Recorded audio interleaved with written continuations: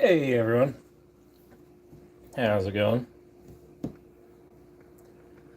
Oh, just enjoying this day. A little science experiment today. See how that goes. See if we get some folks to pop in and see what's up.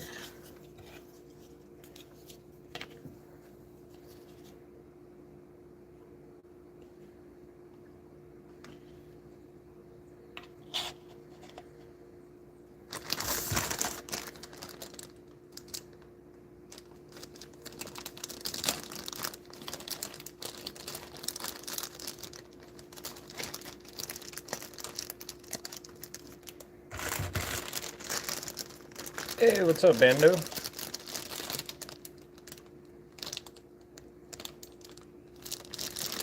We're gonna do a little science experiment today on the live. See how it goes. It might be a disaster. It might be fun. I don't know yet. But the whole purpose is to force a patina on this blade because it is really shiny and it's a carbon steel blade, so carbon steel is going to rust pretty quick.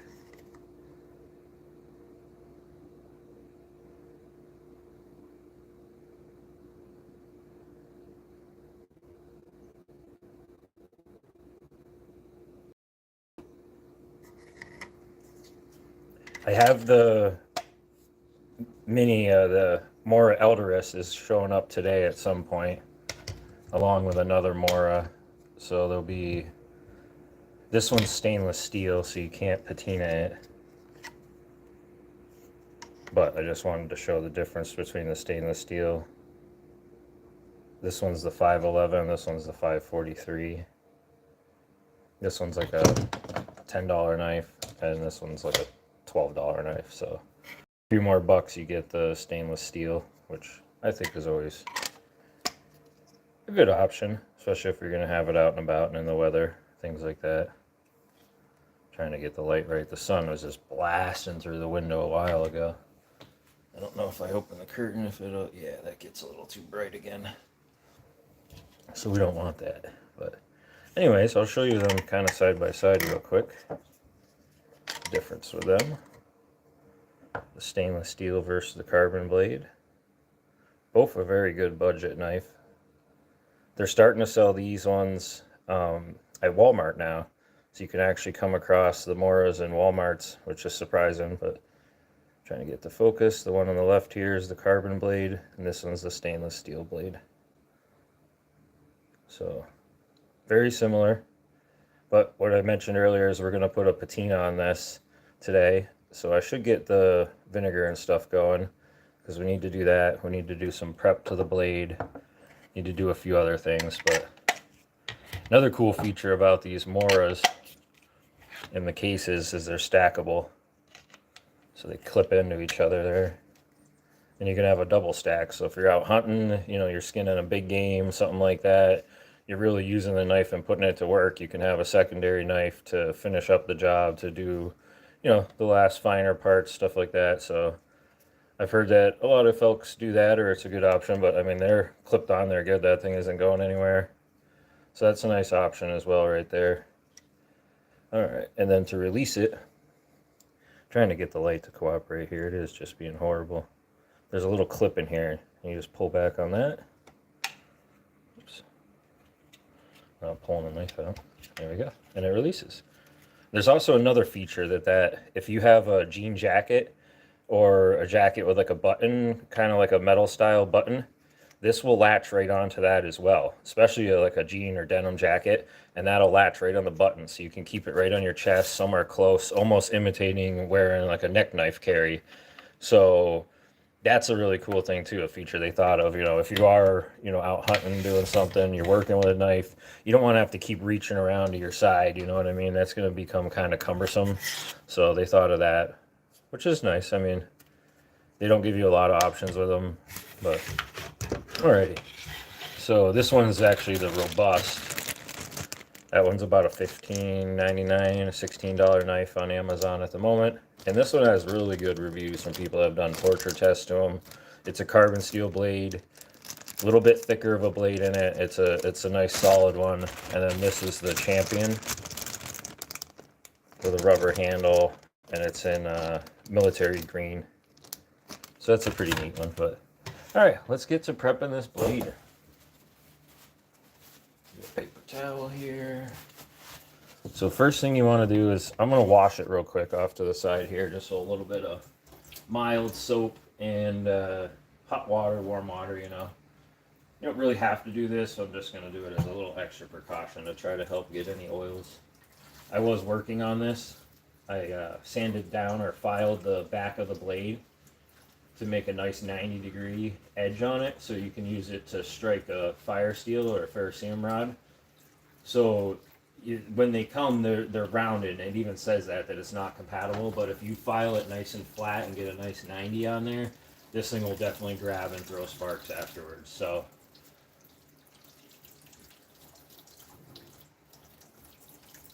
alright, so when you're doing this, you want to be careful not to touch it at any point during this stage, because any oils on your finger will likely get on the blade and cause some contamination. Just kind of dry it. Be careful not to cut yourself, obviously. You probably can't really tell, but I did file the back of that right up here, and I only went about this far up, so just to give you a good striking edge. Just to give everybody a good striking edge to work with. Alright, so now we're going to set that. Open this up. We're going to get a different one. Uh-oh, I might hear a truck outside.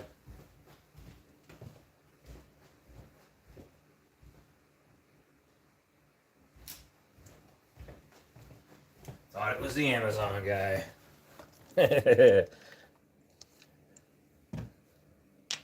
Alrighty. So this is just rubbing alcohol, 91% isopropyl rubbing alcohol. You want to get everything nice and good with this, and be careful again, obviously. You want to get it good though, so you make sure there's no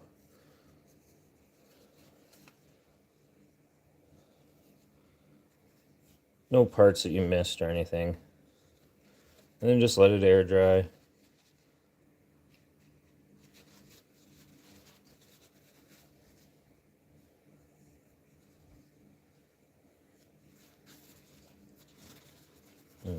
Wipe it with the dry side over here.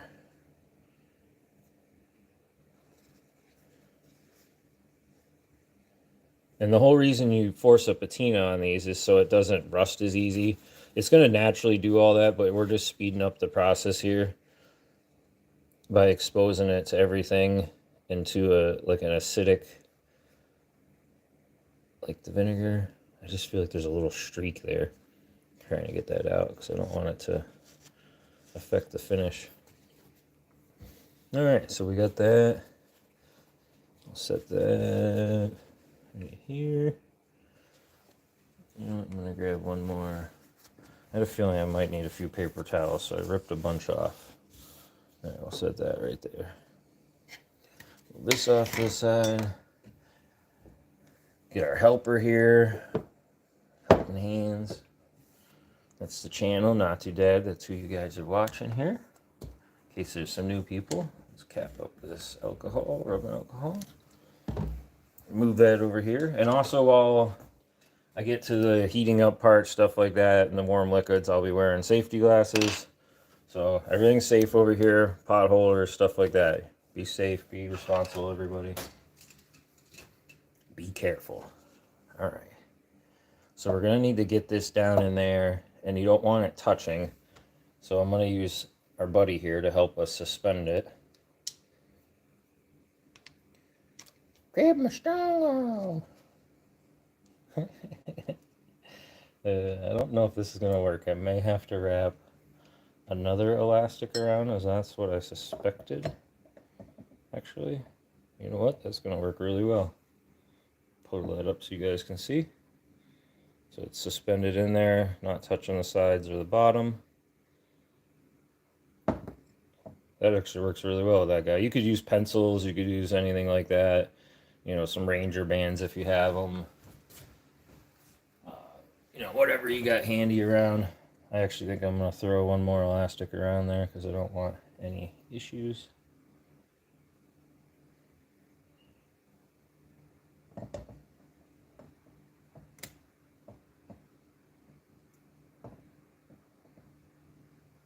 we go. Kind of helps a little bit there. All right. So what we're going to do now is measure out our vinegar. I'm using apple cider vinegar. Brand doesn't matter, I'm sure. Wow, that's tight. Guess they didn't want it to leak. And you got to remember when you're doing this, a little bit's going to boil off. So pour a little extra. I would open up some windows and things like that too, because it's going to get a little smelly.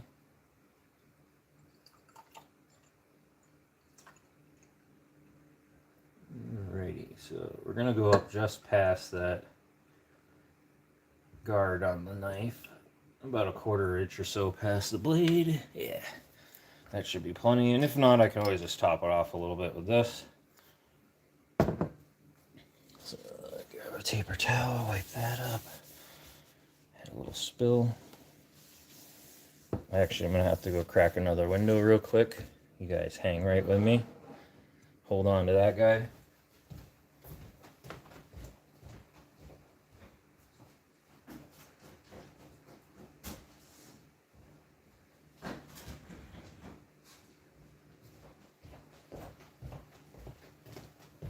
Alright. And I'm just using a regular old metal saucepan, nothing fancy. I figured the uncoated one would be better. Don't know if it's gonna like taint the pan, you know, so if it's something you're worried about getting a funny taste in there, I would make sure you use something you don't really care about for a pan.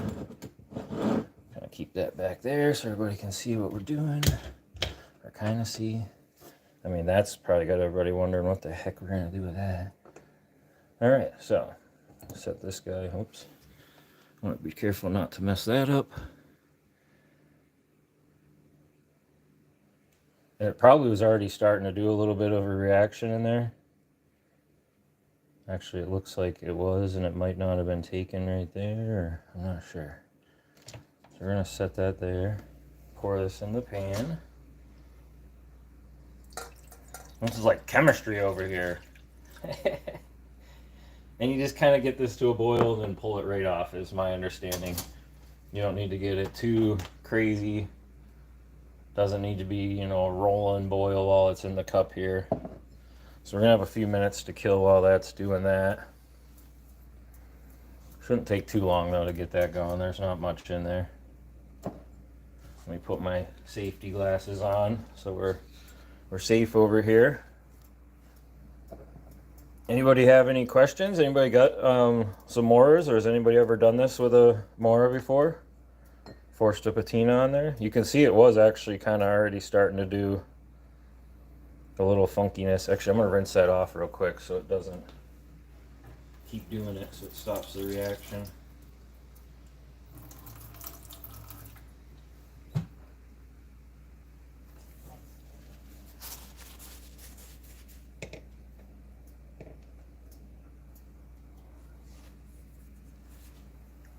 I see a lot of people have done this, and it comes out pretty cool. There's a lot of different ways you can go about doing it. I've seen instant coffee, mustard, vinegar. Oh, geez. I want to say there was another one I saw the other day, and now I'm drawing a blank.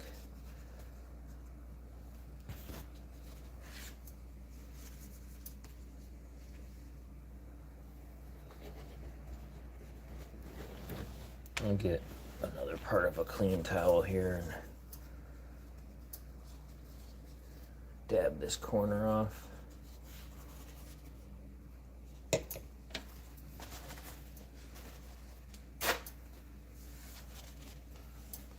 feel like there's a little smudge on the one part of the blade, so I want to get that real quick before we put it back in again.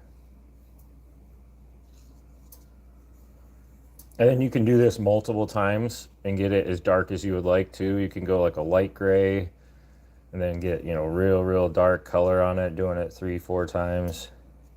It's all up to you what kind of effect you want to go with, what your desired preference is. Alrighty, so we got some tinking and some noise going on over here. This one's the stainless steel one for anybody that wasn't here at the beginning. You can't do a patina on these ones, unfortunately. It just won't take on the stainless. But they're pretty good knives for, you know, a bug out bag, a get home bag, your camping gear. For the price, and they're scary sharp. I mean, they are insanely sharp. You can't get a much better kind of budget friendly knife. This one does have like a plasticky handle grip. The other ones have a rubberized grip on them, some of the other models. So the rubberized grip could definitely be a benefit, having that. Yeah, the Champion here, the middle of this is all rubberized. I might as well open this up. Get something to open this up with. Got our Ozark Trail here.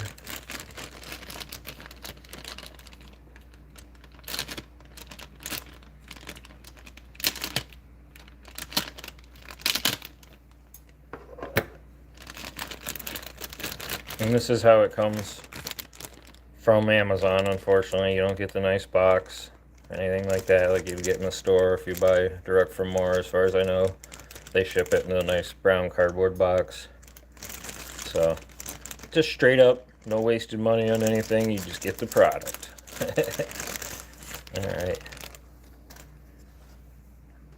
so this one's the military green. Oops, that's the wrong color for the light. There we go.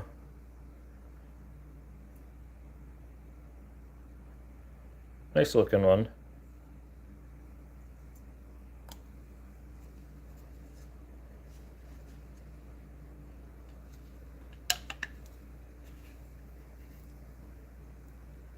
And it's got a longer blade on it. It's a little bit better utility for stuff. Nice rubberized grip. Oh, here we go. We got a boil. Hold on. Let me shut that off. Take that off, because we don't want to boil off too much of our stuff, you know what I mean? If you do that, then you're going to be adding a bunch more and messing with all the chemical stuff. Alright, let me see. I'm going to try to move this light over here. I was just trying that flashlight and that worked really well. But I don't know if I can get this cord to reach for this light.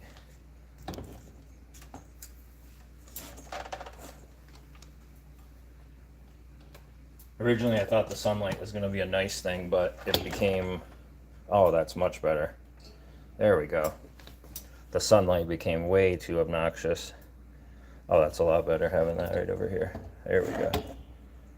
It's got a little bit of a shadow, but at least you guys can see what I'm looking at here and what we're talking about a little better. So that's the Champion. Just letting that cool down a little bit off to the side there. The Champion versus the regular basic one. It's a little bit longer blade length. I think this one's 3.5 and this one's 4.1 or something along there.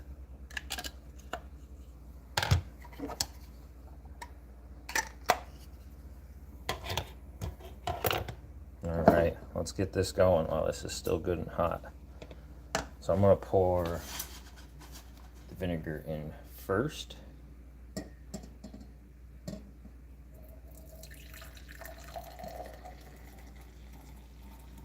It does kind of smell good, like apple cider. It's not too bad at all. Just has a little bit of a snap to it. So then what we're gonna want to do, that's gonna be hot. I'll get this to where you guys can see it good. Oops. See it good as I rip it out of frame on you. So we're just gonna submerge that down in there. And you can have the handle in there a little bit from what I've seen other people have done. It doesn't really affect it. I personally think probably having it in just a tiny bit isn't a bad idea.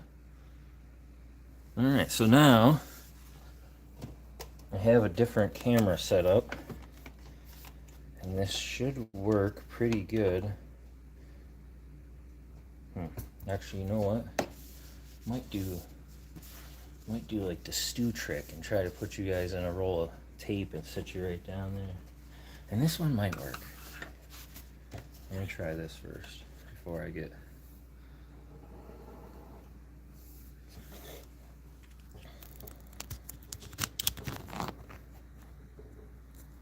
I want to get you guys down here so you can really see what's going on.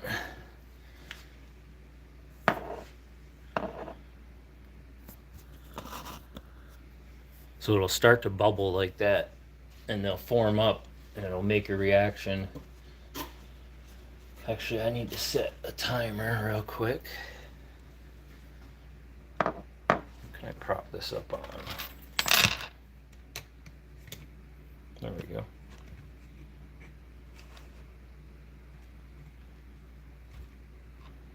So we're forcing a patina on the blade using boiled vinegar. And you want to let this sit about 10, 15, 20 minutes. All kind of depends on your preference. Like I said, how dark you want to go with it. We'll check it after a little bit here. Let me just grab my other device and get a timer going for you guys. And gals. Sorry if there's any ladies here today. Alright, where's the time? There it is. And we're going to set one for 10 minutes because we're impatient. So we want to check it after 10 minutes. See what it looks like. It's already pretty cool how it reacts like that.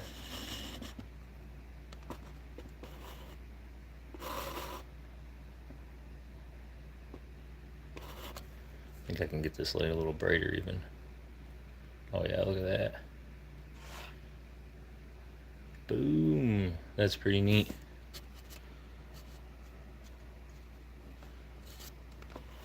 Hey, what's up, Nola? Shut this one. This one's been holding up pretty good too. I've been carrying this for... Oops, bumping the hands there. I've been carrying this for a little while since I got it. Trying to really test it out, see how I like it. We're gonna adjust our knife a little bit.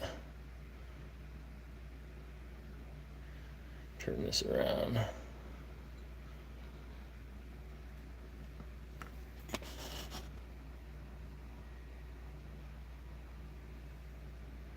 It's pretty cool how it's fizzing like that.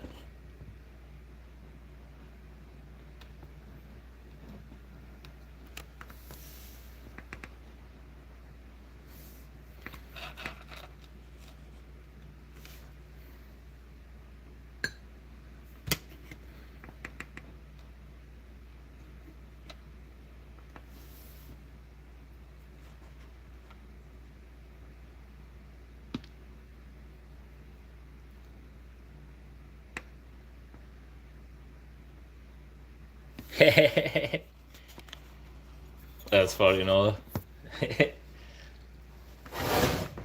Yeah, so we're just doing this forced patina on this. It's a carbon steel blade for anybody new that might be popping in.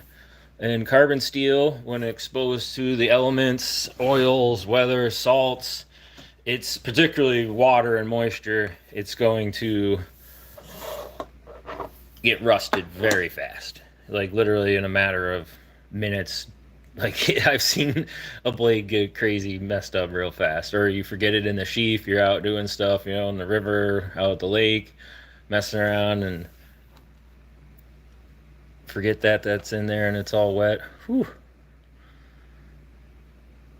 Would make a good tackle box knife too in addition, something to keep on the boat.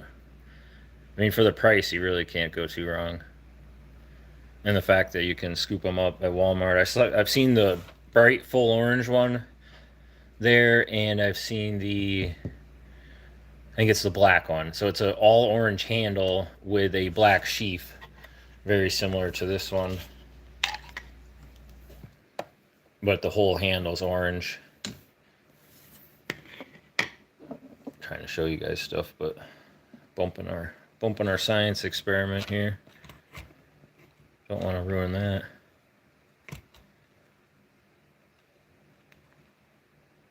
Oh no.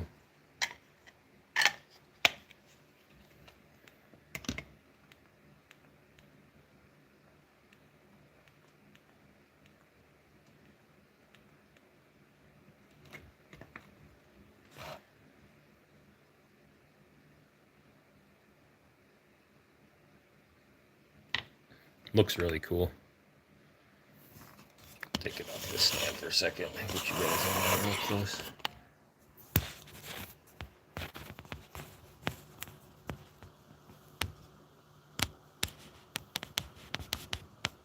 So those bubbles are just rolling off there. All the way down the blade. Causing a chemical reaction. And it already kind of looks like the blade's getting darker, to be honest. You guys are going to be amazed at what it looks like from start to finish. And then if the other part of the project goes as planned, it should be phenomenal. Be pretty cool.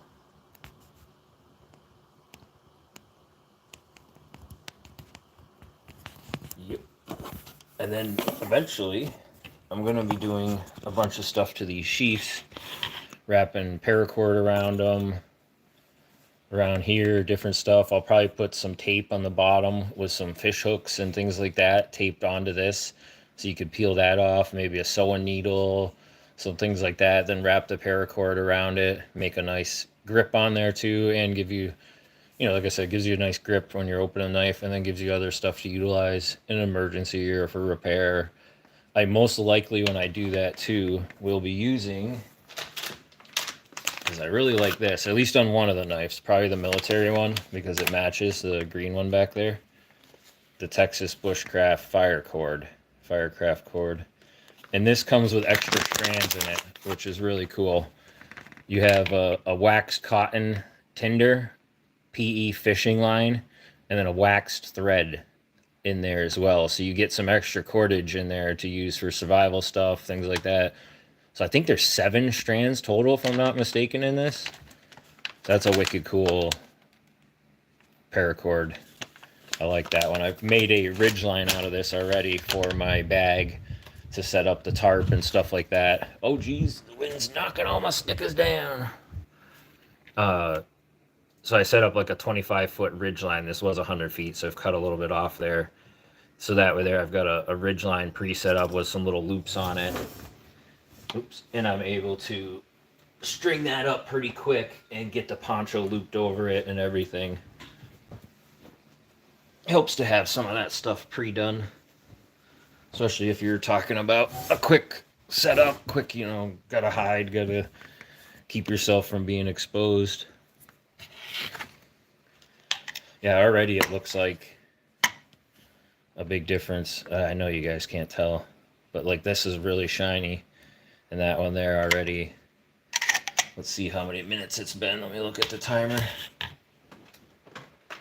Oh, we got 3 minutes to go. So yeah, just closing in on 7 minutes of soaking there and experimenting.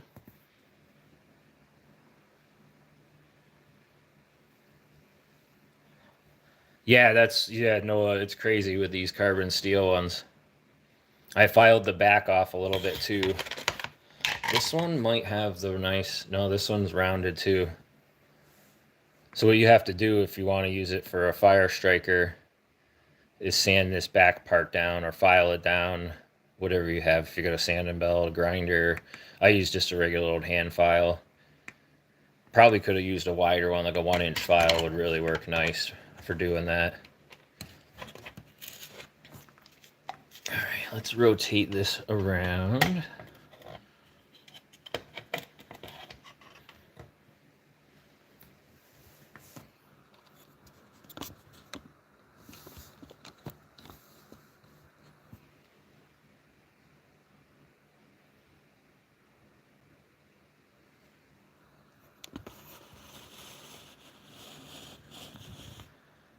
Skeleton hands are about to schwack us. Thanks, bud. He's a good helper. Doesn't talk a lot though. Kind of a quiet feller.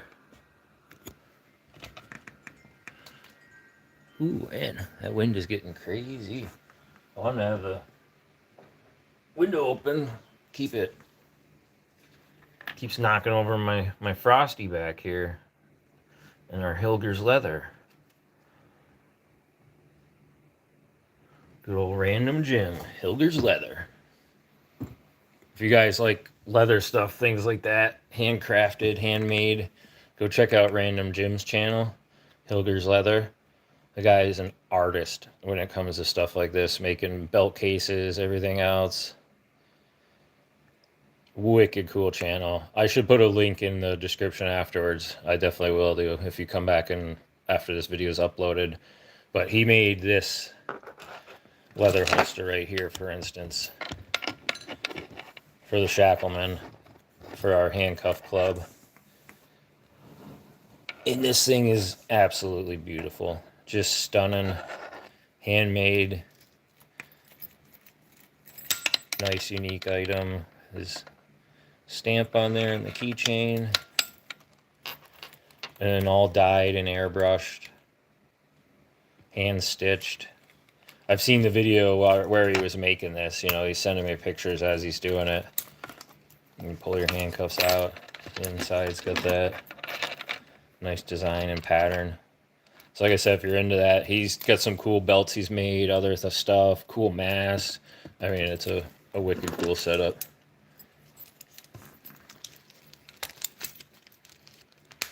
Oh, jeez, that scared the crap out of me. Timer's done. All right, so we're on to 10 minutes. I got to put my light back on the handcuff stand. That was my holder for it. Gets it right at the right angle. All right, I think I'm going to leave it sit just a little longer still. Because I'm only going to do this part once, I believe, on this blade. And then we're going to do the next step. So I kind of want this to get pretty dark to begin with before I go messing around with it. You can kind of see the writing there. Made in Sweden, Mora, carbon.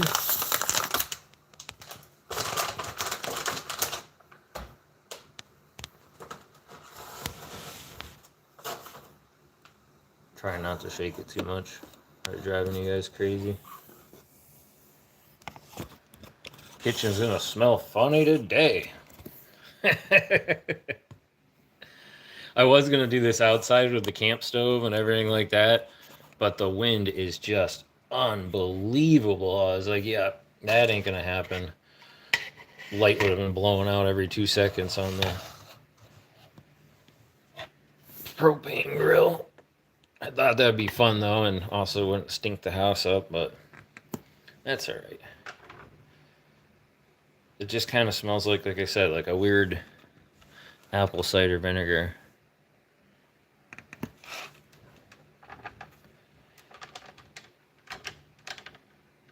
I'm going to shut this flashlight off just for a second. Give this a little bit of a break. I have another light right over here. Let me grab that. Oh, that should work just as good.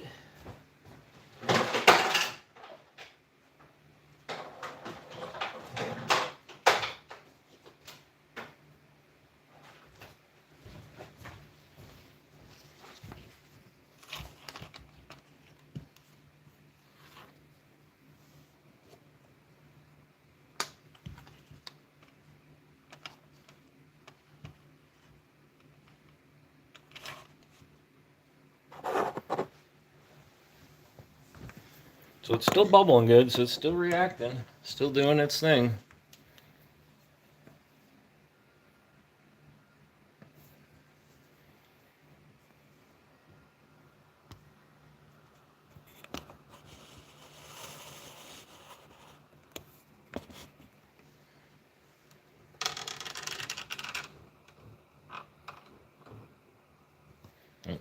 Light's hitting the camera stand. Oh, the camera's not in there. Oh, good. For once I bumped the camera stand and it didn't matter. I feel like I should be picking some locks in the meantime. That would have been a good idea.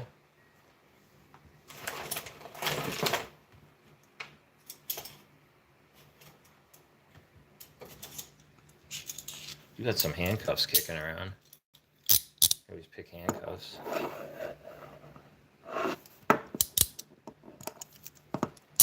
What's everyone up to today? On this fine Saturday mid-afternoon. Anybody tuning in from foreign country? From the U.S. here?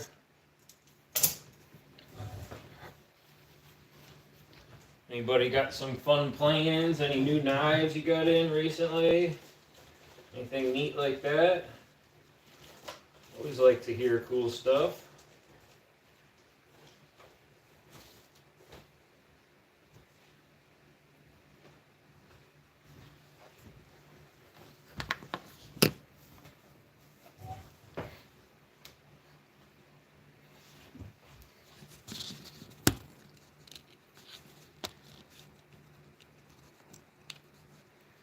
Oh, that's what's up. Thank you, Nola. Always appreciate that. We've been getting quite a few new members and interests lately. Just keep changing all the lights. Now we're using this little guy. I figure this should work perfect. I can set it right off to the side here. Trying to get the one that's going to light it up best for everybody. There we go. That's not bad.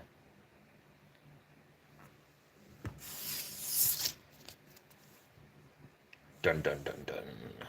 The Shackleman Cuff Club. Only the coolest club ever. I mean, I'm not saying that just because I'm in it. It's just the coolest club ever.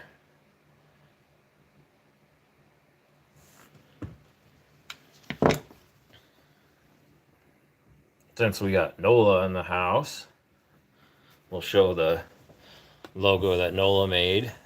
Open is open. And I love it. It has the handcuff clasp for the lock. Super cool. That one's a wild. And then the holographic green like that, it just sets this thing off. Absolute fire. Very well done, sir. Very well done.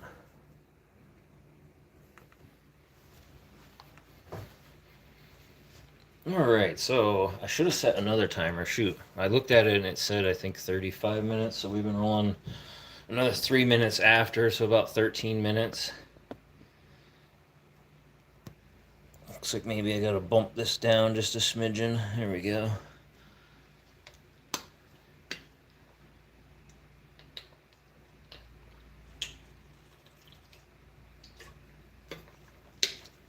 Oh, thank you, Nola. Have you had a chance to touch base with Deadlocks more about making the logo for him? I was really intrigued about that. This is one of my belt carries. I originally bought several of these when I first bought it. I liked it so much, I bought one for a bunch of friends. I actually just gave away my last one. My girlfriend and I each have one, but I had one as a backup. So I probably won't be so reckless with this one anymore, because if I drop it, then I'm gonna have to go source another one. And I don't know if they're even made anymore, to be honest. It was several years ago. It's a Schrade. Let's see, there's the number on the box.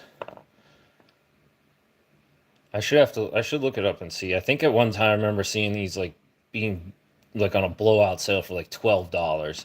So I bet they're gone. But I've liked it. It's been a really nice knife for me for just like general purpose stuff like that. I use it when I'm out ice fishing particularly. And believe it or not, when the holes start to freeze over, I take this thing and I just run the back side of the blade right around the edge of the hole, just ripping it through the ice. I take this and just jab it and plunge it through the ice to break it. And there's no rust on it, no nothing. I haven't oiled this. I haven't done anything. The finish holds up really well. Not sure what kind of steel it is, but it's a pretty thick knife, pretty robust, fits your hand nice. It's a smaller one, but I got kind of smaller hands, so I've used that for years, and I really like it. I really enjoy this knife. Still locks into the case nice clip. It's not going to come out. You could knife carry it or neck carry if you wanted, but I'm not a big neck carry person.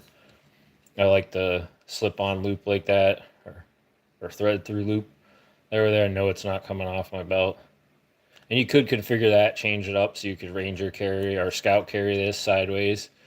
I have dabbled with that before. I do like that.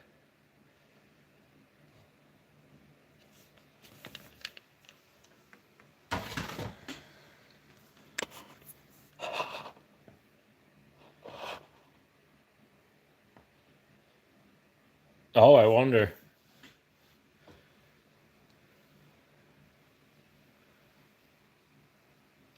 Nice, nice. Everybody likes reviews. Lockpicking teen. Trying to see if I missed anybody in the chats here. Side boys, hey, how you doing? If you're still here, thanks for popping in. Thank you for liking. I appreciate that. Always like the support. Like hanging out with you guys. Doing fun experiments. Let's move this off to the side and get it in closer here before we remove it.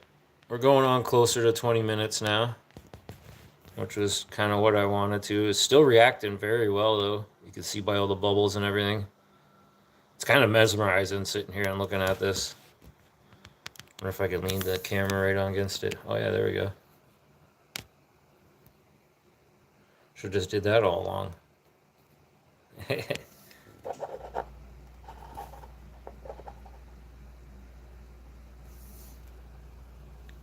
Definitely a very unique smell in the air. So we're forcing a patina on the knife blade. That way there, because it's carbon steel.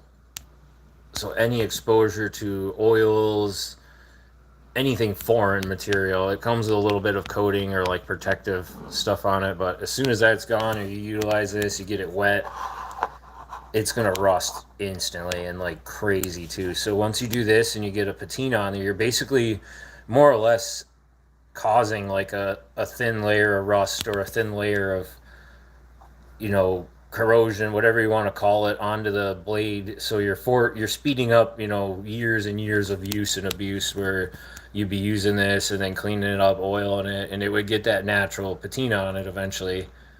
I do have an older Mora I should bring out and show you guys. It's in rough shape though. The way it was getting stored, the thing got beat up, and I gotta try to redo it. But all right, let's get you guys back up here into the big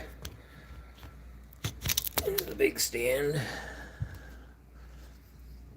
Move this in a little bit.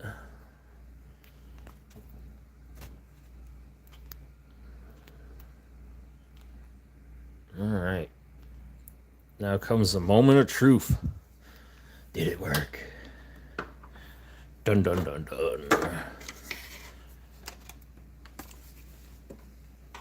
Alrighty, so let's see the difference. This is, I'll pull this one out. This one here is a regular carbon blade, untreated.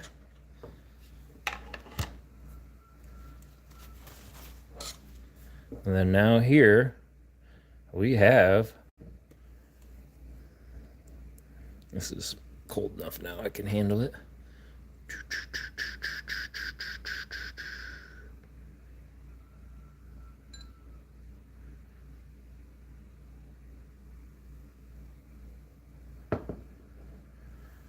Look at that thing. That came out freaking beautiful. Wow. Way better than I anticipated it. You can see the difference between the two blades. This has a nice gray black finish to it now.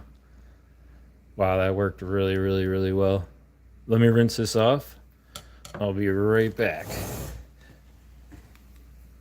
We want to get it rinsed off in some water, stop the reaction.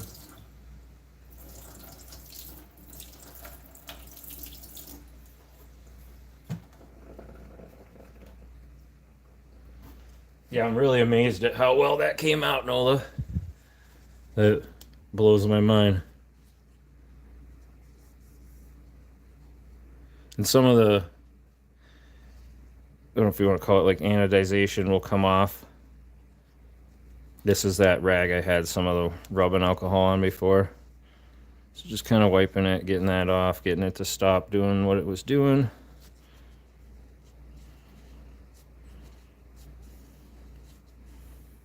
We may soak this one again just for a short time. I don't know if I'll reheat that. I might reheat the vinegar and just drop it in again for just a couple minutes. Well, look how that came out. If I rinse this a little better and oiled it up, which will be the final step, it would look phenomenal. It just looks like that because it's still kind of drying. But I think that came out really good compared to a untreated one. And also it takes that crazy mirror shine from it too, you know, so it's a little more discreet. I really like that. That came out pretty cool. All right. Yeah, I think I'm gonna rinse this again real quick.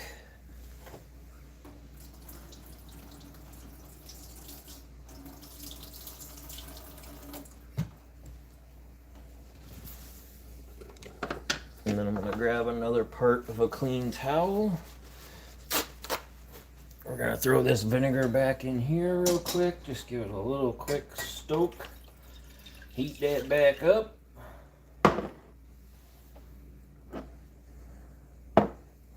Shouldn't take too long. It's still fairly warm.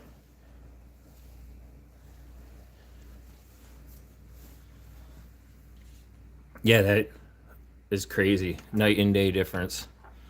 Night and day difference. All right, where's the alcohol? Rubbing alcohol's over here. I was hoping the other Moras would show up while we were doing this. That'd be funny. Be able to show you guys two other ones. I wanted to get, like, the only other one I have, I got two basic ones, because one of these is a gift. Actually, the one we're working on is a gift. Hopefully the person isn't watching. What was I saying? Oh, I wanted to get, like, one of each one of their popular models, like, right around $20. The Elderus was a little more, the small neck one, but I wanted to check that out. I think I ended up getting it on sale for $24, or maybe it was $26.99. Found it on Amazon. And I went with like the green color that they have. Yeah, that came out pretty phenomenal. That's pretty cool. Big difference. I was kind of skeptical, to be honest. But, oh yeah, back to this, yeah. So, anyways, this one, I believe I found on sale for $17.99, the Champion. The regular Mora here was $10. It actually, I saw them just the other day, they had them marked down at $9.99 on Amazon. This one was, I think, $11.99 or something. No, this one's $12.99. It's the basic, same as the basic one, just a couple bucks more for the stainless. So, hey, PW. So this is a nice option, you know what I mean, for a basic one, a backpack. This is actually the one in my 3-day bag, but it will be getting replaced with the Robust, I'm pretty sure. And the Robust model, we might as well open this up too. We opened the other one, so we got the vinegar over there boiling, doing its thing. Close that up. The Ozark Trail, Holy Grail. And then this one, same way it comes from Amazon, just in a basic bag. Nothing too fancy about it. This one is also carbon steel blade. And it's a lot thicker though. That's why it's the Robust. So back here, we got the regular, you can see the difference in it. And it is the same length. So I think it's 3.5, 3.6. Oh yeah, the vinegar's already almost boiling. Similar handle. I think it is the same handle. It's got like a little rubber. This outside is kind of rubberized. But these have really nice reviews. And I'm going to do this up. And I think this one will be the one that replaces this one in my bag after I treat it. Say, file the back down, because yeah, that's not quite a 90. Okay, vinegar's boiling. Let's pull that off. This works out pretty good, perched right here in this corner for doing these science experiments. I feel like we're mixing up all the sheaths now, but I don't think it really matters. Oh yeah, it does. This one goes in here. There we go. And then we have the robust. All right, so let's get back to our science experiment. Hey, Sam, how you doing? Welcome in. Yeah, I don't have a lot of experience with them. This was my first one, just to get it and try it. And the few things I've done with it and everything, I absolutely love it. Started seeing more reviews, and I was like, you know what, for the price. And then, like I said, I'm getting this ready. I built a little survival kit slash, like, I don't know, I guess 3-day kit, get home kit, gray man kit, whatever you want to call it, like a little car kit. I built that for a family member that does a lot of outdoor activities, things like that. So this knife is going to go in there, the red handle for easy identification. And I'll do a quick video on that, more or less, or something, a short, probably a little video. I was trying to keep it under $100, but I think I went over that. It's hard to do like a budget one. And then also have good gear, because just like the Life Straw alone, you know, or the Sawyer Mini, I think is what I went with for $14.99, and then a platypus and a knife, you're right up 40-50 bucks pretty quick. So, but trying to do a more budget friendly kind of series on good gear, reliable gear, tried and true and tested gear. All right, so there we go. Get that back. Let's get you guys back down here a little bit so you can see what's going on. Vinegar. So it's apple cider vinegar. No specific brand, doesn't matter. You can use white vinegar. For some reason, apple cider seemed to be more popular that everybody was using. So I wanted to do the same thing. I was like, well, if that works, you know, like we were just saying, tried and true and tested. If it works, it works. Don't mess it up, you know. That's rolling pretty good right now. It's got a nice reaction again. And then after this, we're going to do one more step with mustard. And, oh yeah, this light's getting a little hot. I didn't charge these. I didn't really anticipate using these. This one should be good for a while still, though. As long as I don't have it on the turbo mode. Sorry for shaking that all up. Yes, basically like a tiger stripe or some kind of thing like that.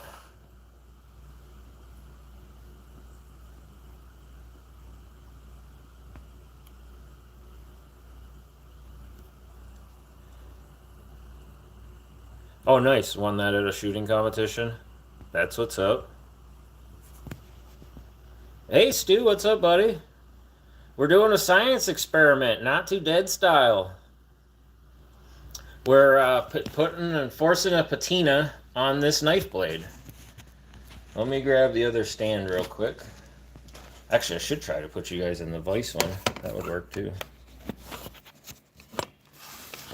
So we got, right here is just boiling vinegar, or it's been brought to a boil and then reduced back down or cooled down. So it's still, you know, steaming, still going pretty good.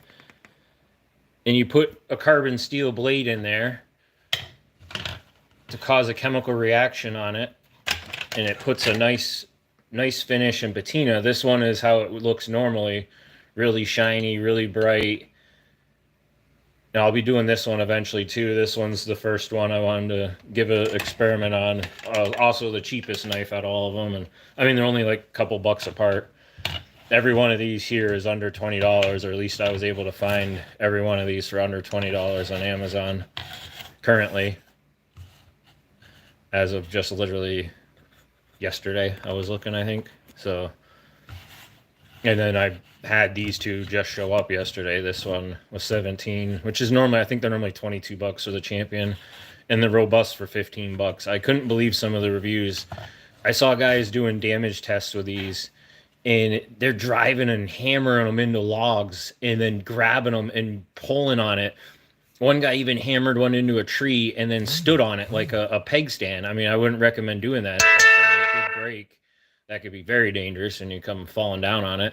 But he was on it, jumping on it, just, I mean, giving that thing everything he could and then some, and it wouldn't break. And there was another guy I watched did 12 or more Mora knives, Mora Knive, however you I want to pronounce it, Mora, just to be safe. Everybody knows what you're talking about. You say Mora.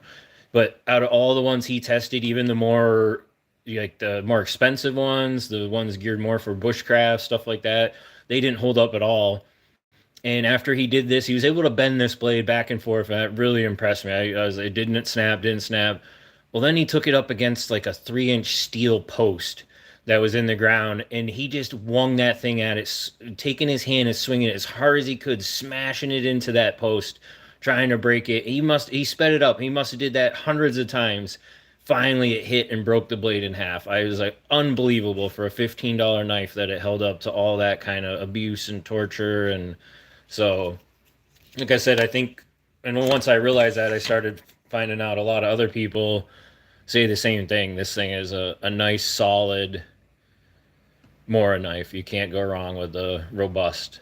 Although it is the fact it's thicker for like food processing, stuff like that, other things, you're going to lose some of that, some of the finesse. So I guess, I mean, there is something to be said about that. And then the style grind on here. Oh, geez,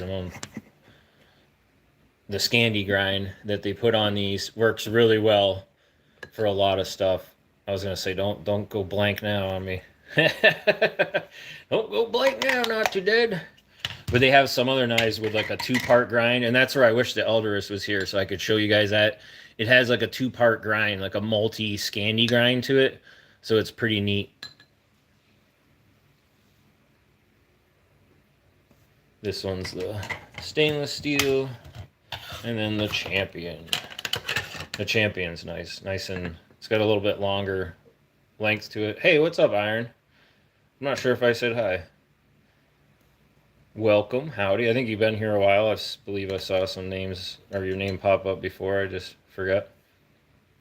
All right, so let's go back to what we got going on here. We got this thing just cooking away in here, bubbling away like a madman. So we're gonna let it keep doing that for a while. Hey, what's up, WTF? Which one, the Champion?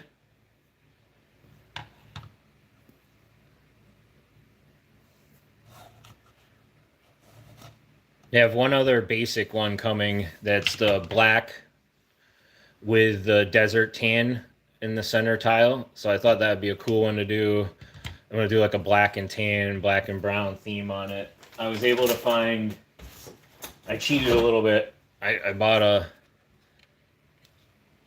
lanyard, whatever you want to call it, pre-made, only because I was at the store and they had the paracord, and it was the same company and everything, the same paracord pre-made, and they had a good deal on it, good price. But I'm going to wrap the outside of the brown and tan one with this, put the lanyard on it. I might actually unthread this a little bit and shorten it up because it is kind of, that thing's kind of long. It's kind of obnoxious. So with it being extra thread on this side, I figured I could undo it, knot it, and actually end up making 2 out of this. And then cut, one of these strands or braid them over, tie it, whatever I gotta do to attach it to something. But I can actually salvage this and make 2 lanyards out of 1. But yeah, it says it's 6.8 feet of rope, hang braid. But I'm gonna get a little creative with that. I gotta get a flint steel for it. And a lot of guys, you've probably seen it, but they take the knife here and they'll put like a fire steel in the back, and it sits nicely right underneath this notch, kind of holds it.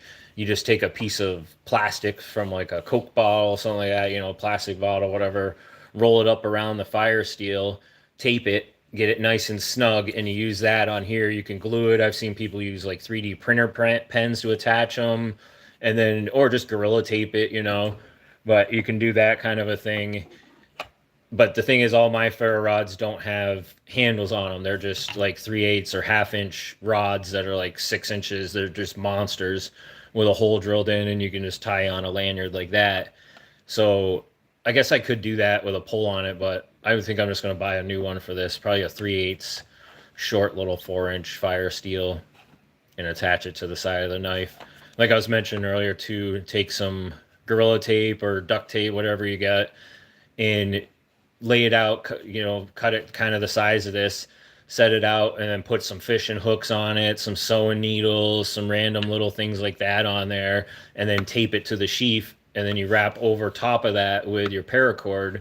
So now you got a little extra survival kit in there too. You got some basic stuff. You got a fire starter. You got some fishing.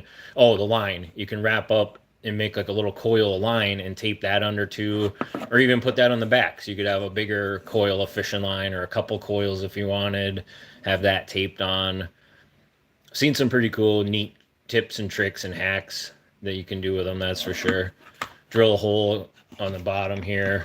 I've seen people drill holes, attach key rings, stuff like that. So you got another mounting point, another way to attach it. This too, you can also drill the handle, which I'll definitely be doing on them, because they're not full tangs on any of these knives, is my understanding. They're pretty deep down in. Like this one, I think's got like a 2/3 tang. It's quite a ways down, but they're not full tang. And even if they were, you could drill right through the steel, I'm sure, with a good bit.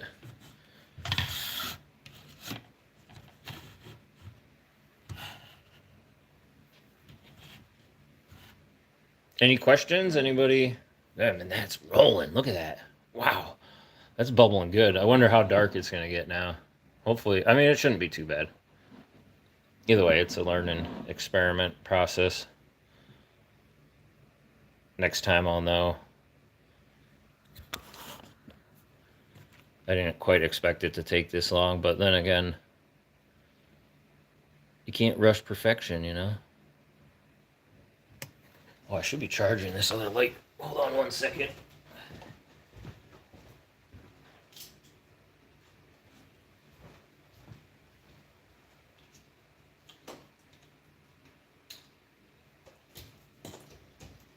What's everyone up to today? What's everybody got going on? Other than hanging out here with Not Too Dead. Oh. Anybody picking any locks today? Got my little pocket lock pick set here. It's like my little wallet. All my Bogotas. It's like 25 different Bogotas in here, something like that. Titanium Bogotas. I wish it was beer, but a little too early in the day for that. It's apple cider vinegar, WTF. You can use white vinegar.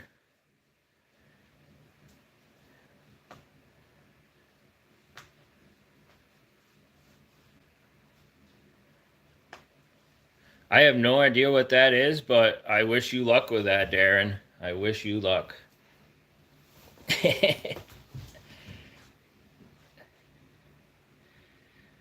Oh, you got the new Oz one picked open, PW? I saw the post with it. That thing's a nice lock. That is really beautiful. Our mustard over here. Yep, we're just doing some Mora modding today. Modding some Moras. Having a little fun. Alright, I think it's long enough on that second round there. Oh, a Tesla coil. I definitely can't help you there, but you know what? I know a guy that can, and his name is Elon Musk. I would say go hit him up, and he is your man. I mean, I don't really know him personally. I just know of the fella. You should hit him up at Twitter and tag him in that and ask him that question. You might very well get a good response. All right.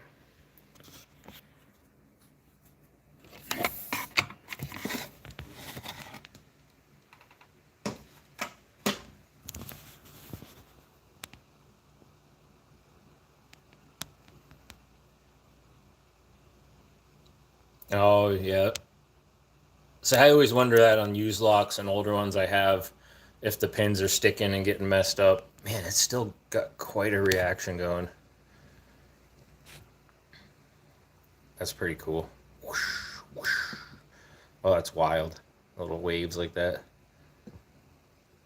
Probably messing it all up, screwing the pattern up, or doing something really wild and making it look awesome. That does look cool though. I'm like mesmerized by this. It's like being a kid in science class all over again. Alright, let's pop you guys back in this one. Bam. Alright, get this over here.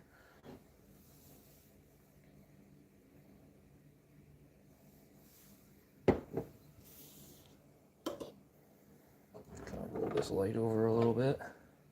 Oh, wow. Look at that. Woo-wee. That really does work very, very well. That's super cool.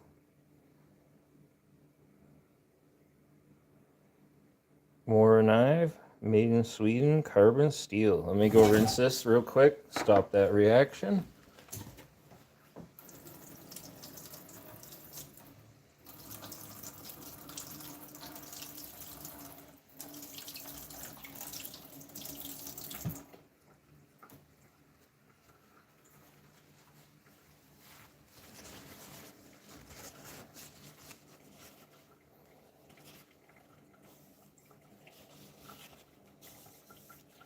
Like I said, some residue will wipe off, but it's normal. Now it's already basically right down to a minimum. See, there's really nothing there now.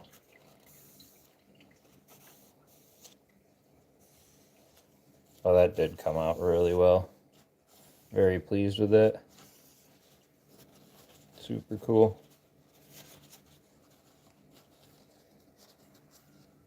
I'm still trying not to touch the blade at this point with my fingers and my natural oils.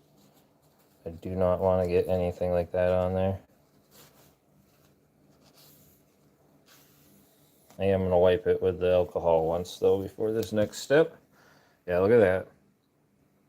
Forcing a patina on a Mora.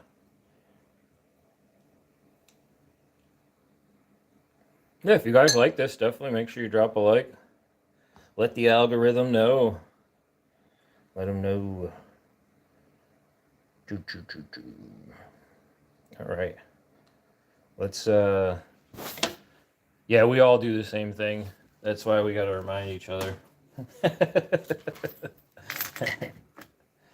All right, let's get ready for the next step. One more clean part of a towel. Wipe this with some rubbing alcohol. Set that one off to the side there. We'll use that for something else later. Don't want to be wasteful here if we can help it. I'm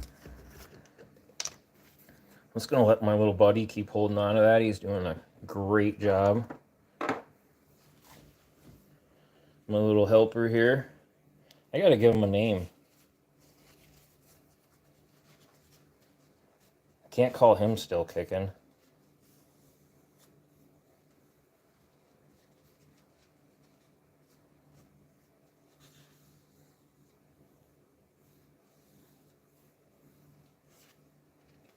Let's call him Mr. Skeleton. Hello, Mr. Skeleton. How are you today?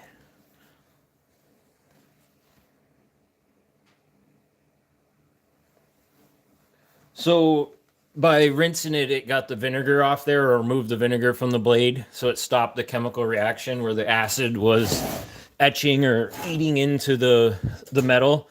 But it's a carbon steel blade, so it's not stainless, it's not treated, anything like that. So if it gets exposed to any type of moisture, it will rust.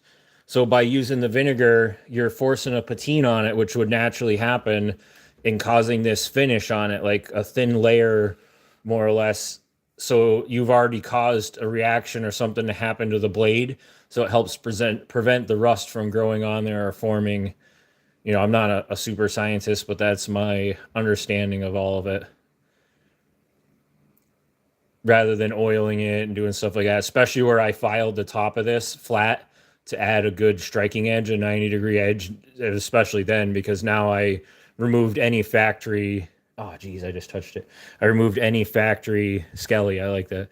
I removed any factory protective they had on there, exposed bare metal. So now that was really going to be prone to rusting really quick and fast. So actually, I am going to need the vise for this next step. The Jimmy vise. I couldn't believe how fast Jimmy Long sold out last night. I guess Ray posted, said he didn't release all the stock, that he just released what he could ship.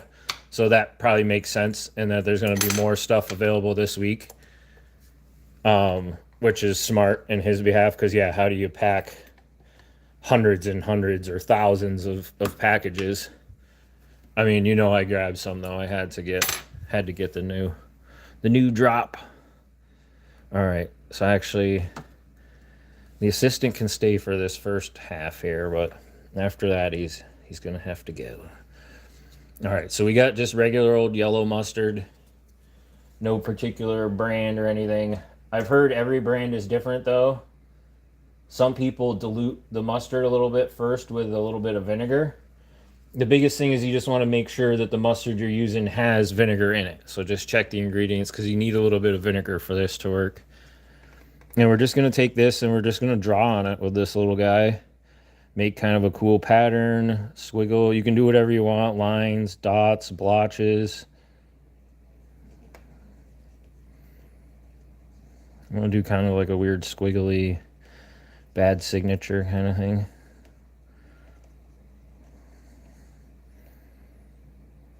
All right. So just like that. You don't got to get too crazy with it. You do want to do the back of the knife, your spine there. Get a little.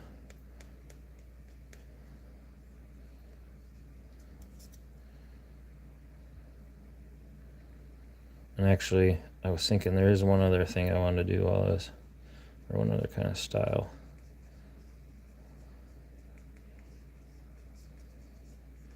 I kind of like this effect from when I've seen different people do this. It makes it look pretty neat. But I do want to take this one step further. So now we're going to remove that and try something else, which I'm going to have to go get ready real quick. I did not prep for it like a fool. I wonder if that's going to droop or stay there. I don't know. We're going to have to monitor that. It looks like a weird hot dog at the moment. So I'm going to squirt some mustard down in here into this ramekin. I'm going to add a drop or two, if I can do it, of just vinegar, not much. That's a little more than a drop or two.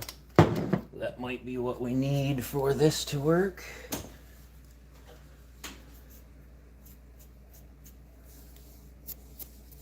All right, then we're going to stir this around. Get a nice little watery diluted mixture. I saw another cool one where they used a Q-tip and just took the cotton off and diluted it like this first, dunked it in, and then he just made little dots on the blade. Oh man, it looked really cool. It actually came out pretty cool. I was amazed. All right, so that actually probably could use a tidbit more vinegar. And I'm actually going to save this probably and do another one of these later after I jump off here. Hopefully I'm not losing battery life or anything like that. I could plug this in. I do have a cord over here to reach. Okay, so we got this a little bit watery now. I think this will be the right consistency to achieve what I'm going for. So now we want to open this up. I want to dunk our toothbrush in there. And I want to just kind of flick this. See, I probably already got it kind of too spaced out for that.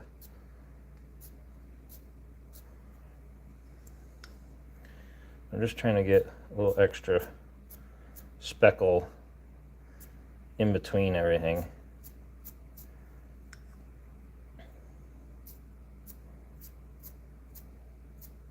There we go. It's kind of like a little spritz pattern going on there too.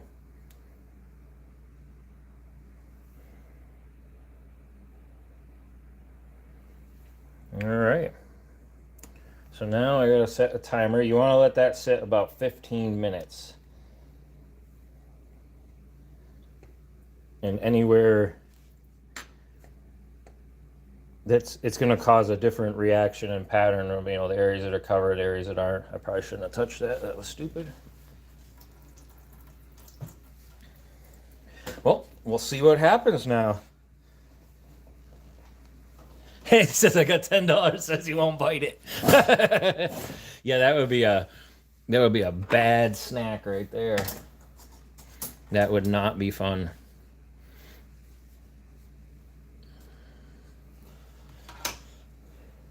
That would be a bad day.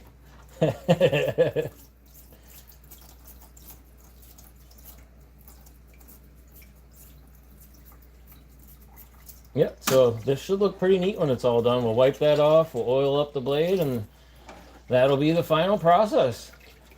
I think some people might go ahead and like re-boil it in the vinegar and all that stuff again. You can just soak it in vinegar and not heat it up, is my understanding too, and just let it sit longer, you know, let it sit for hours. You can use white vinegar, instant coffee, stuff like that. So yeah, that's kind of where we're at with our hot dog knife there. Our hot dog knife and our mustard. A mustard applicator. That worked out pretty well, actually. I was pretty pleased with that.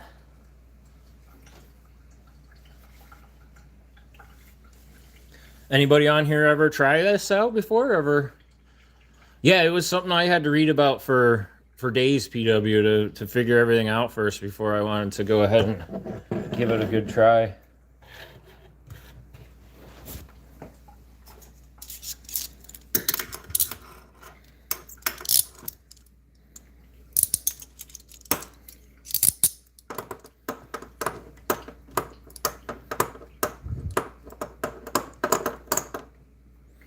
What's everyone up to?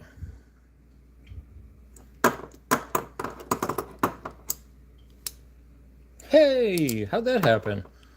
I hate when that happens. You just be tripping and falling into handcuffs and stuff.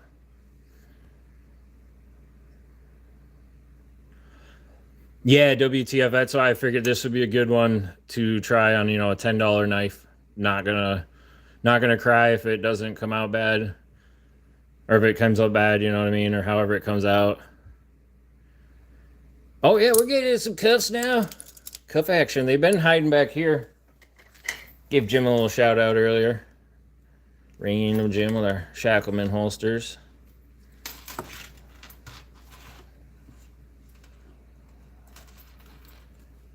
Oh, you hit me back up? My bad. I will check that later. It's been a busy couple of days, whatnot. Got a bunch of stuff going on, so I apologize for that. I usually try to get back to people pretty quick.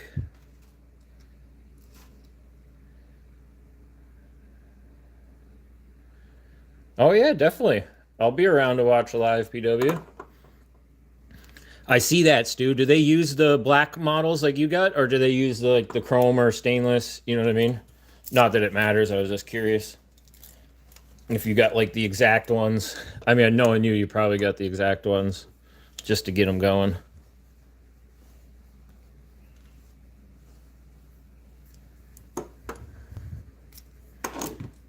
Oh, they use the chrome. Yep.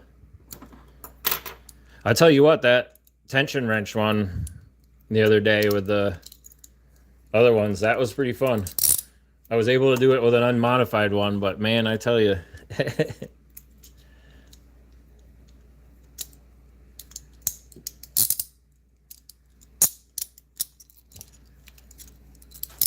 Yeah, I agree. Like, these are the graphite, and the engraving just looks fire on the aluminum ones. I think that really pops. That came out amazing. And yours looked the same way with the black. The engraving looks sweet on them. Came out really well. That's what I like about ordering from those guys. I'm assuming you ordered through Handcuff Warehouse, right? I brought out the festive one. I put the Halloween ones away. No more clowns or zombies. Now we got the crazy snowman.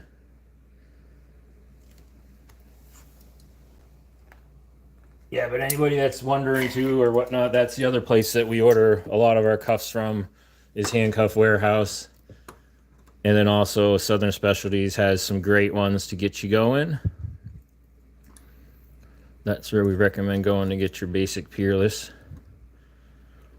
I think it's one of the best prices around, to be honest. This little ball pick works great for handcuffs.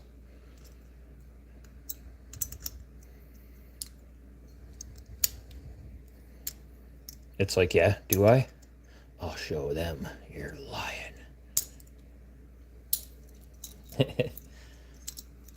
We gotta kill a little time while we're waiting the mustard to go. Oh shoot, I never set a timer. I bet we've been talking about 5 minutes, so I'll set one for 10 minutes here. There we go, start. Yeah, I'm sure we've been babbling for about 5 minutes already. I am sure of it. I can't wait to see what Stu does with that grav little tweezers that you found, Stu. That was slick. I'm certain you'll be able to modify one of these bits to fit in there. I might have to scoop one of those up too. See if we can't do this one-handed.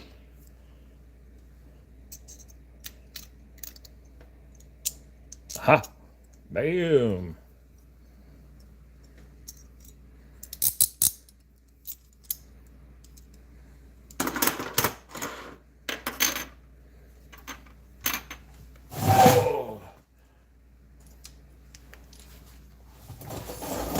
I wonder how this is going to turn out. So close. We are so close to knowing.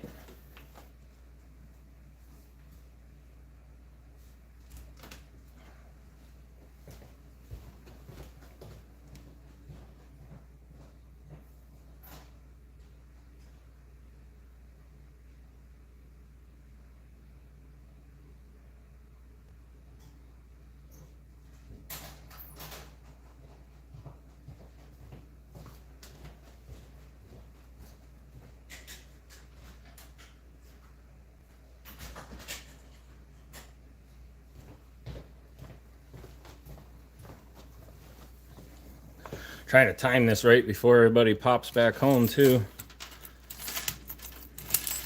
We will see. All right, let's go. Sorry, I left without saying. I had to go run and grab a paper clip. Shim out of these 730s, lightweight aluminum model. I mean, and it's super, super difficult. You got to get in there. It takes a long time. And then, you got to really practice. You got to get your paper clip bent right. And then once you get that bend right, then you can go in. Oh, they already fell off. Okay. I guess they're not that hard, I guess. Is what I guess I was trying to get at, is they just open up with a paper clip. I mean, they're real cuffs. But they use a paperclip key.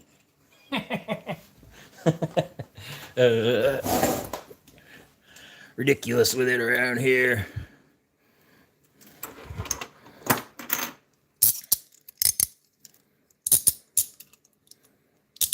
These ASP Sentries, these are fun. I know Nola and Stu have a pair of them.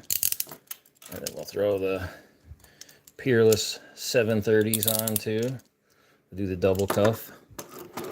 See what happens when we're waiting for our mustard knife?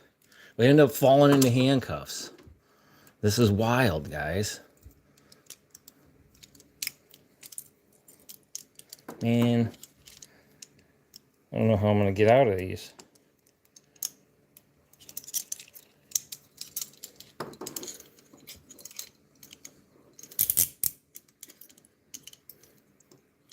Oh, I did it again.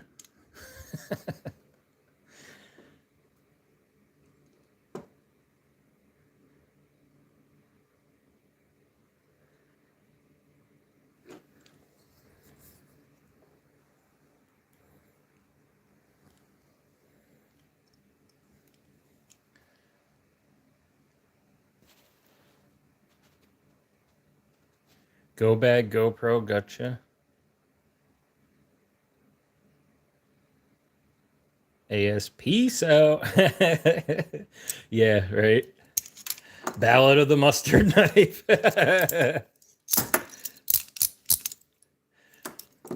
These poor cuffs have seen better days.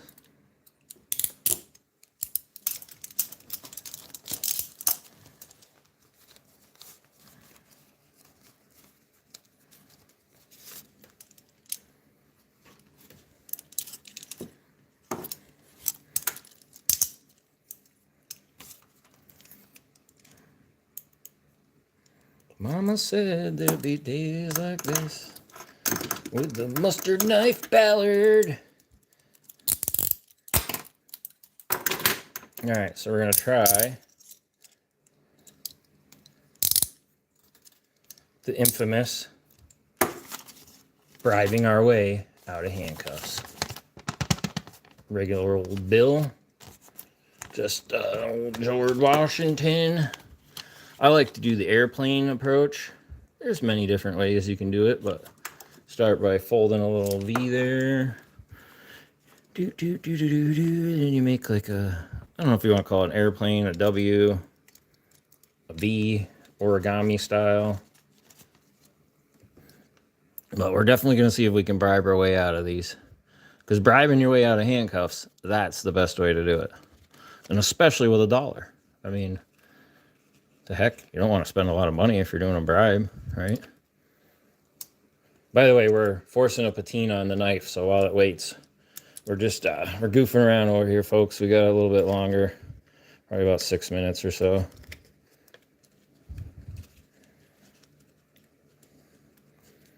So then you put your little craftsmanship right there.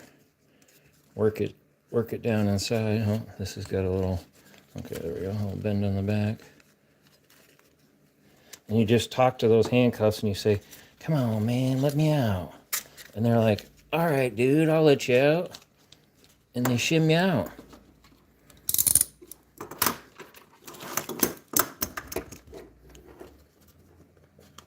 Oh, I might hear a truck again. I keep hearing trucks, keep thinking it's Amazon. Getting my hopes up.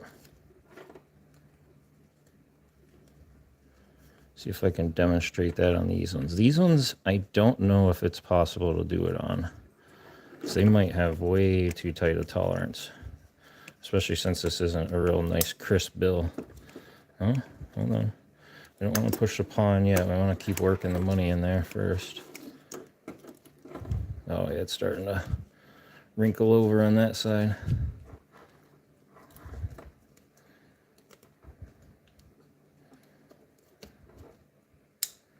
Yeah.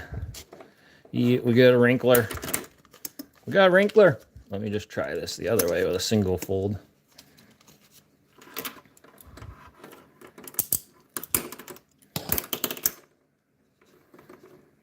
Tommy, you never know what's going to happen around here, man.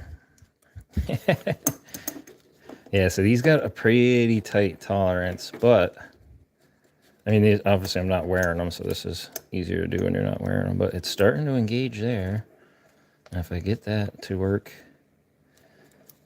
in with the paw,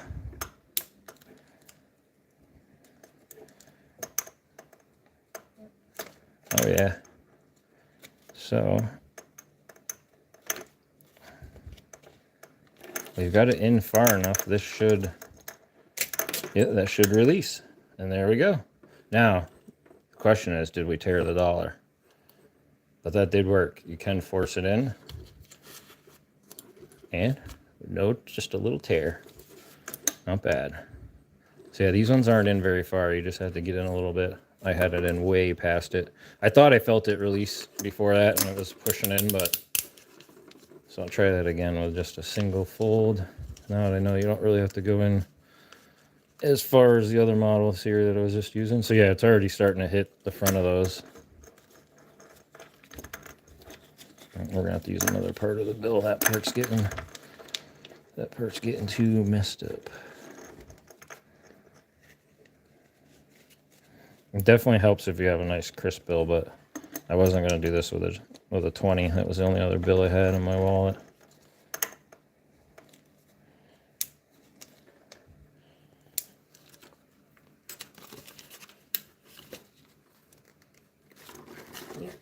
Yeah, it's getting... That bill's too funky. Oh no, it tore it! I'm broke now. Darn it. Alright, how long we got left on this timer? We gotta be getting close now. Got to be getting close to mustard time. What time is it? It's mustard time. What time is it? It's mustard time. Oh, there we go. I knew it. 14 seconds. Let's stop it this time so it doesn't scare the bejesus out of me. Last time that thing was screaming at me. Just about jumped off the floor. Alright, so put my pocket pick set back in my pocket where it belongs. Put that over there in the box. Pick our cuffs up real quick. Throw those in here.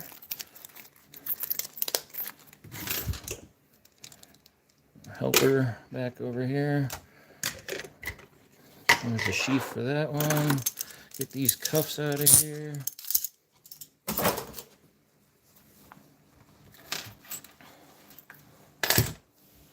All right, it's mustard time. What time is it? It's mustard time. I definitely did some stuff to it. You can see, I almost feel like I should let it sit another couple minutes. It doesn't quite look like what I saw other people's should look like at this point.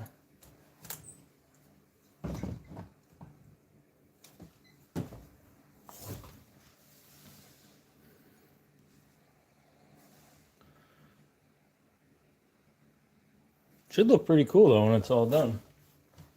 I'm excited to see. I don't know if you guys are. I sure am.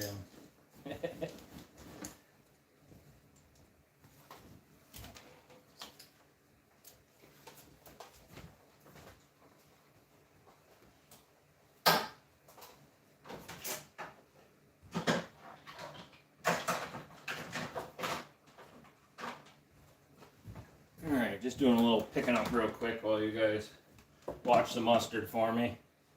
Keep an eye on that mustard. We know what's going on.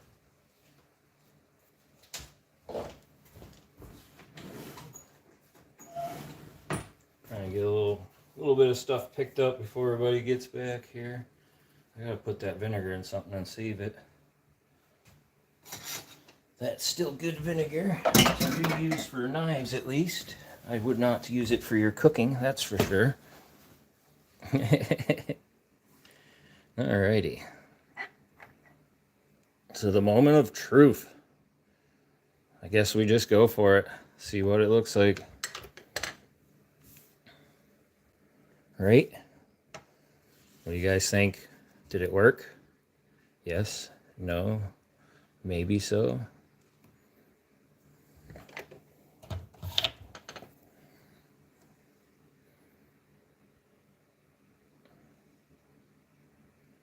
Alright, let's wipe it off. You guys can do this with me here. I don't know.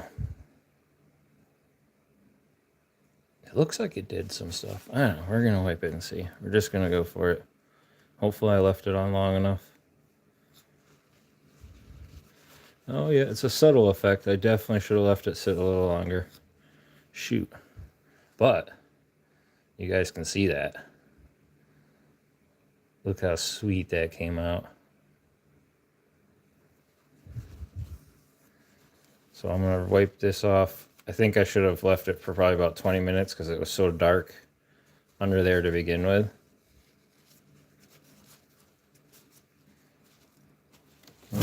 Let me rinse this real quick.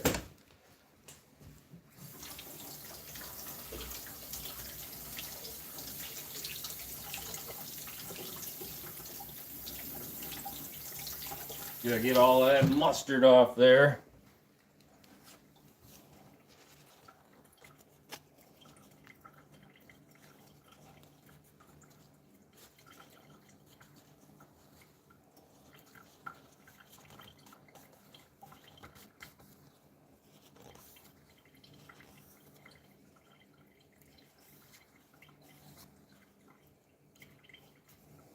came out pretty cool. I'm going to wipe it a little bit of... I think that came out pretty sweet.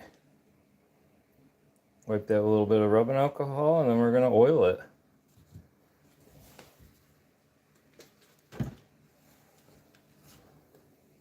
That actually came out really cool.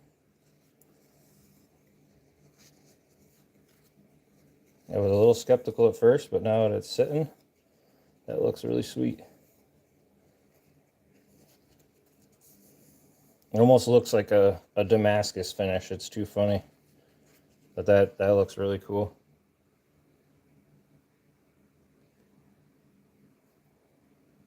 So there it is, vinegar and mustard patina. Yeah, P-dubs, it worked. Come on. This is not too dead science lab over here. Let me go get the oil. I'll be right back. Yeah, it does almost look like a topographical etching. I agree.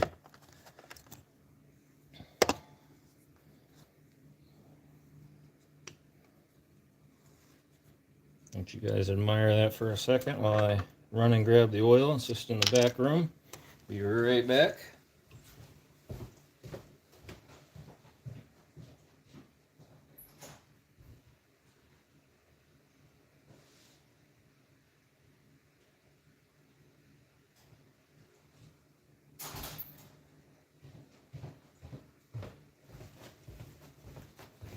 Well, the house has a very nice ripe smell to it. That probably won't go over too well when everybody gets home. Alright, so just gonna put a drop of this oil. That's probably way too much.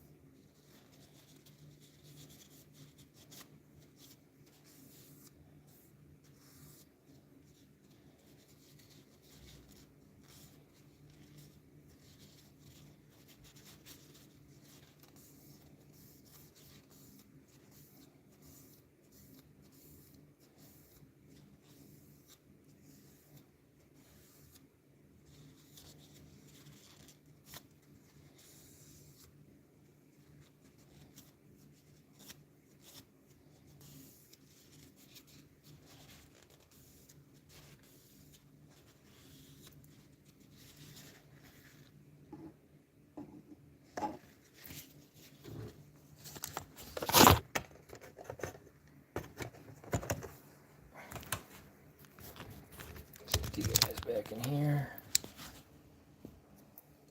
If I can't bring that up and show it with the oil on there now. The oil almost makes it hard to see.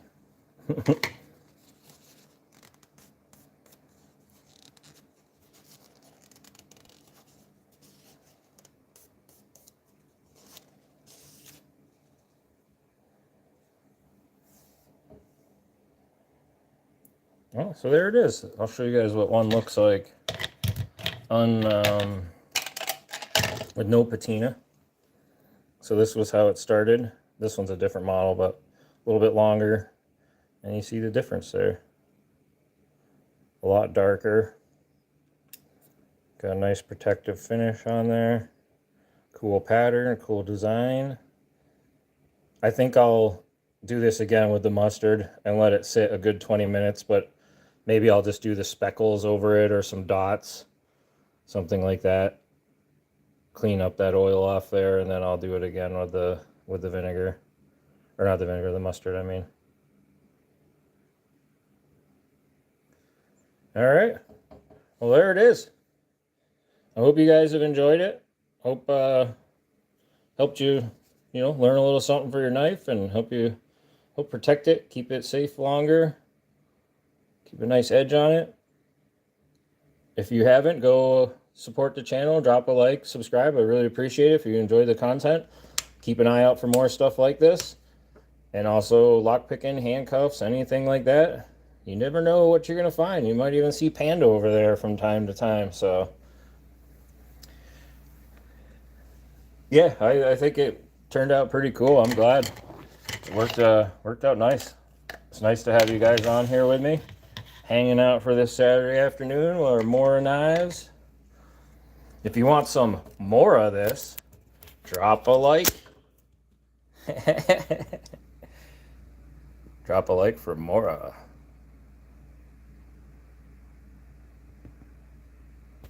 Oh, surprise package got delivered today. Ooh. Surprise packages are always fun. That's what's up.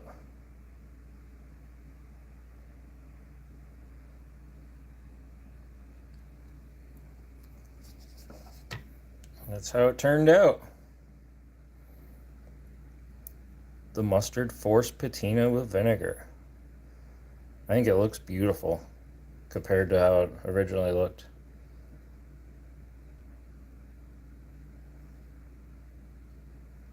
Oh, nice, nice.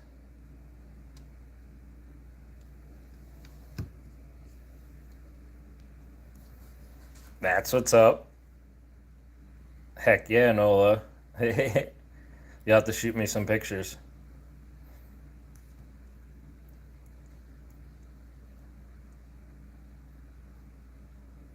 Any questions before I head out? Any last thoughts, anybody?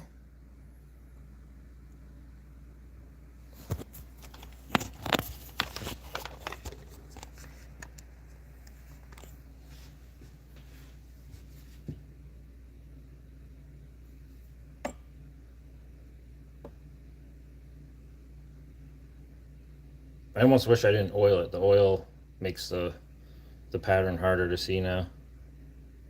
Or at least the glare. Yeah, in person this looks great. It's just hard to capture it with all the light and everything going on. Hey, how's it going? I eat dirt. We yeah, just finishing up. Did a vinegar and mustard patina, forced patina on the Mora here. Came out pretty slick. Trying to get the camera to focus on it. Did the vinegar soak twice and then did a mustard pattern on it. I should have let the mustard pattern sit just a little bit longer. I had a feeling.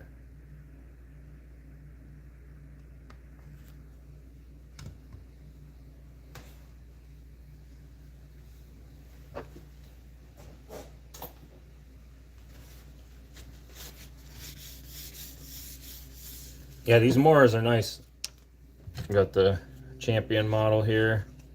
A little bit longer blade. Carbon steel as well. Nice rubber grip. I'll be doing this one too.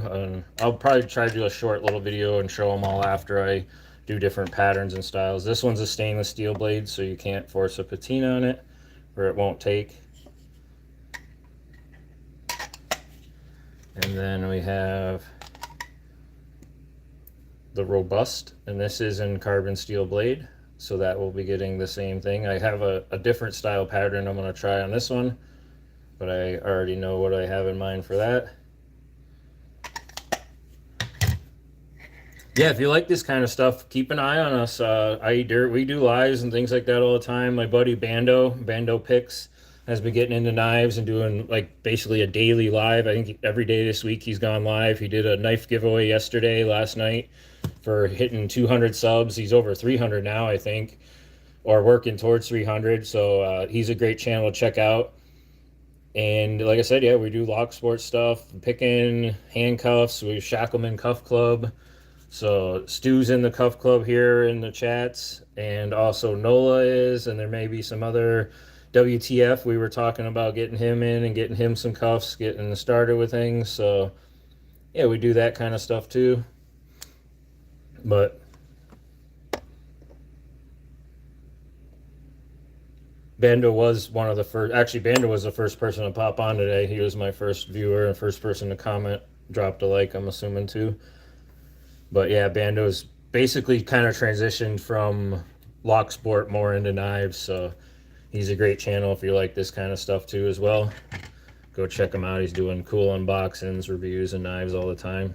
I got two more Moras coming today. The Eldoris and another Mora basic 511 like this one, but in the black and tan handle. The Elleris is the short one, the neck knife. I'm going to use it as like a pocket knife, I think, or pocket, like slip it in there, rather than a neck carry. I'm not a big neck carry person, but that has a double style or a beveled scanty grind on it. So that's kind of an interesting blade. I'll definitely be showing that and doing some videos on it. Gonna mod all these out too and add paracord to them, other stuff, lanyards, all the goodies, the stuff like that. I've been gathering up some. Oh, the squash rope doesn't belong in there, but I found this the other day too for $1 a roll.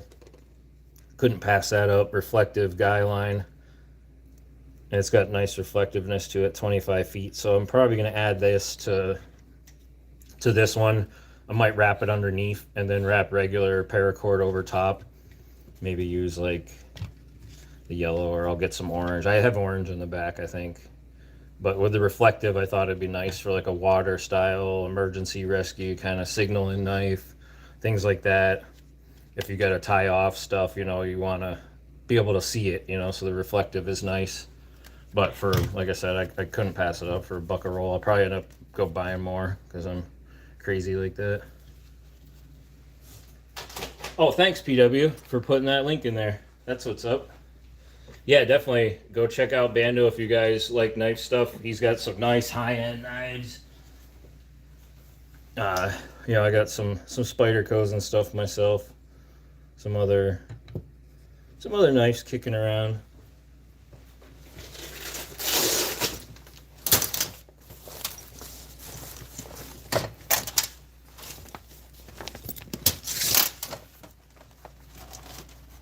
You just never know what you might see over here.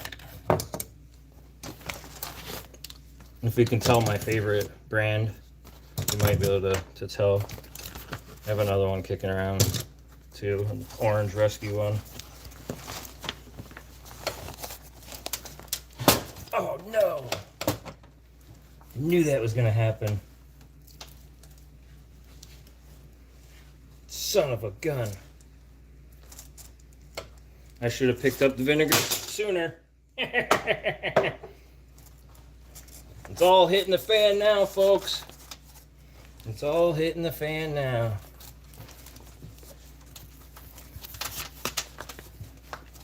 Just dumped vinegar all over the knife case.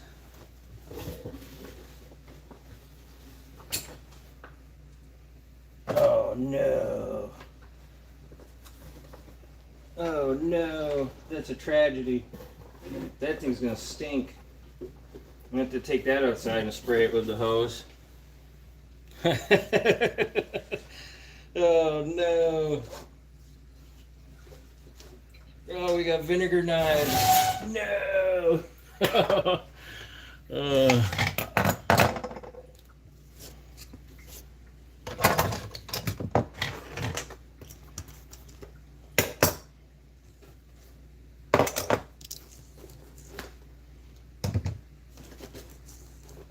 Got to empty everything out now because everything just got covered in vinegar. Well, not the knives, luckily. The top 2 rows were out and empty, so they got saved. But a couple knives got the vinegar pretty good. Good thing it's just vinegar. Not the end of the world.